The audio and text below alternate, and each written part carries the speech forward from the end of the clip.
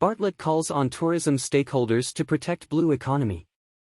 Recognizing the tremendous contribution of the ocean to tourism development, Jamaica Tourism Minister, Honorable Edmund Bartlett has called on global tourism stakeholders to play a leading role in adopting and encouraging more sustainable values, attitudes, and practices that will promote healthy ocean and marine systems.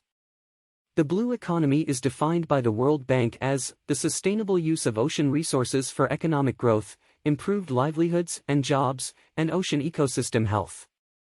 To ensure that the tourism industry plays its part in contributing to ocean sustainability, there needs to be seriousness of intent, purpose, and action among tourism stakeholders at all levels to address industrial actions that harm ocean and marine resources, declared Mr. Bartlett.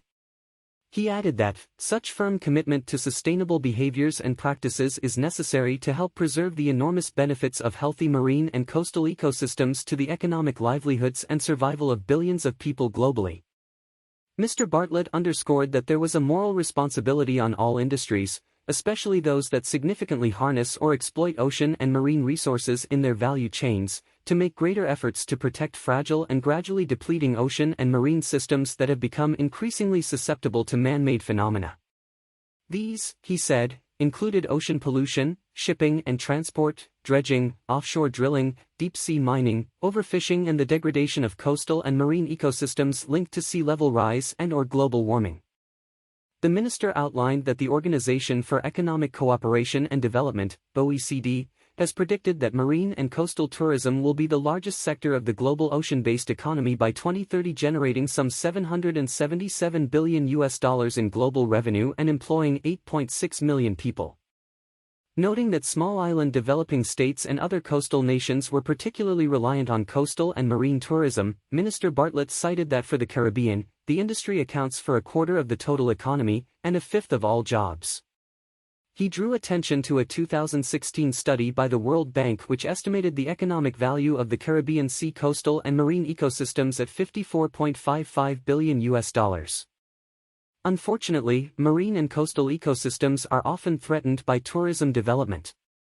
Minister Bartlett explained during the University Port Royal lecture that the areas that attract tourists have been coming under increasing pressure from the damage and pollution caused by tourist facilities and the supporting infrastructure.